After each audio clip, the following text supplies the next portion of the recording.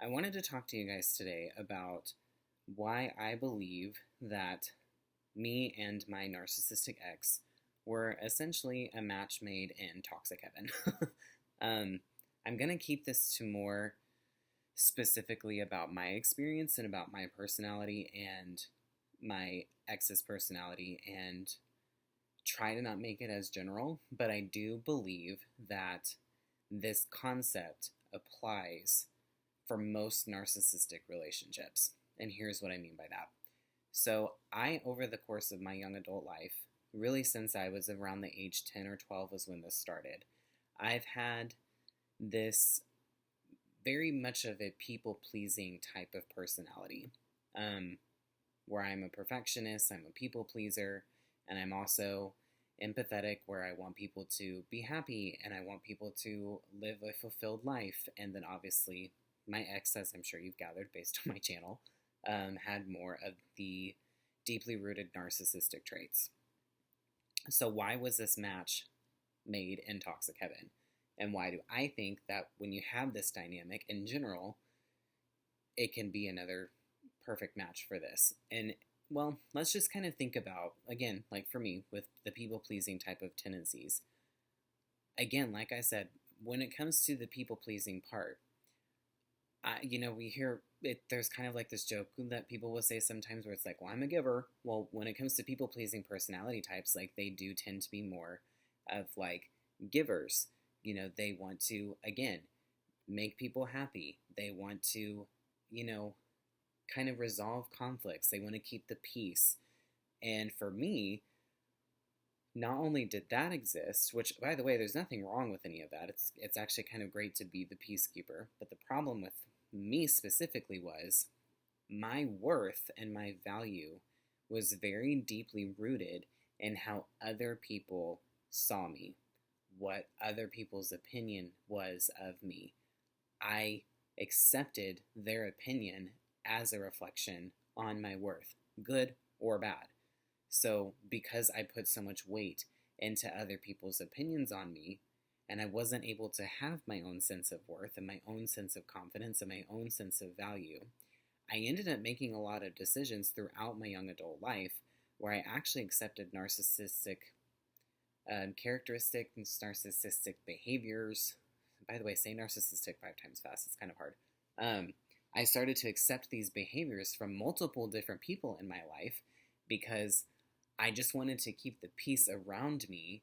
So if that meant that I had to absorb some of these behaviors, whether it was from someone that I specifically dated, whether it was a family member of someone that I was dating, whether it was my boss or coworkers, I would accept these behaviors because it was more important for me to try to change their mind about me and to try to change their opinion of me and to also keep the peace around me than it was for me to stand up for myself. And when it came to my ex specifically, I was very moved by his story. He had this, like, according to him, and I'm sure some of this was true, he had this really rough childhood. He was bounced around from home to home. He didn't have a relationship with his mom, according to him, for most of his childhood. And my heart broke for him because, again, I'm a dad and I know how, yes, kids are very resilient, but they also, like, they absorb trauma in a different way. Like, sometimes it's not manifested until they're an adult.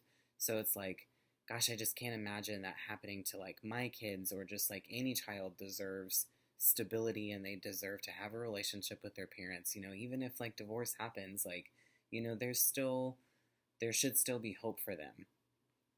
And, then he fed me this story about like how his ex-husband was abusive and all this and all that. And so really, honestly, I just absorbed all of the things that had happened to him into, not where, well, I guess in a way they were kind of my problem, but what I did was I took on the burden of his pain as my own pain.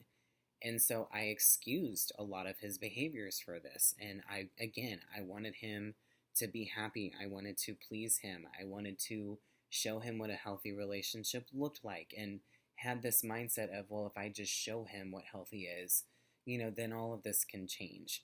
And I ended up allowing, again, myself to take on and be a physical representation of his pain, and to be a physical, like, emotional punching bag for him to take on the burdens of his past, whatever was true about what he said, and he would take that out on me.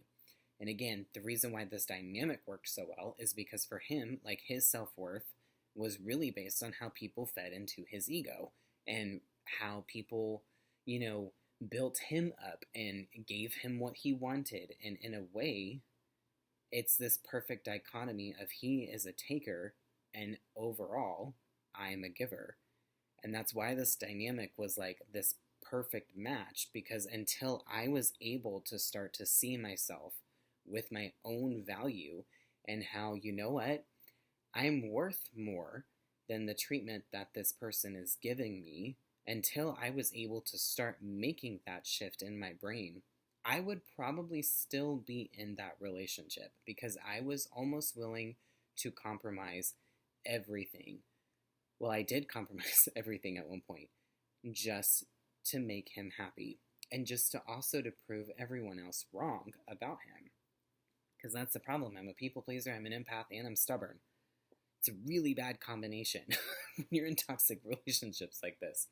So the reason why I'm sharing this to you is because the root of my message from this is we have to get to a point where we value ourselves enough, where we can look in the mirror, and regardless of what people think about us, regardless of mistakes that we've made in the past, regardless of past choices that we may not be very proud of, regardless of what anybody else says, we can see ourselves for who we truly are, and we can value ourselves enough to not accept this kind of behavior and this kind of treatment from another individual.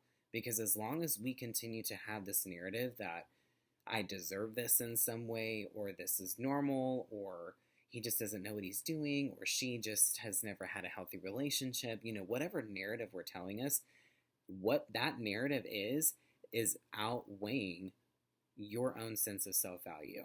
And that's what needs to be flipped. It's not that we want to get to this point to where we don't care about people. It's not that we don't want to get to this point where we don't want to help people, because that's changing like who I am to the core, and I'm not willing to do that. But what I'm also not willing to do anymore is to allow myself to be compromised because of someone else's pain. You can either join me on this journey, or you can go on a separate one. But I'm not letting you use me as your punching bag for the pains of your past. I'm not letting you use me as a human receptacle for your own pain. Like, that's not happening anymore. And once I was able to start making that shift, that's when things started to change for me, and I started to see him for who he really was.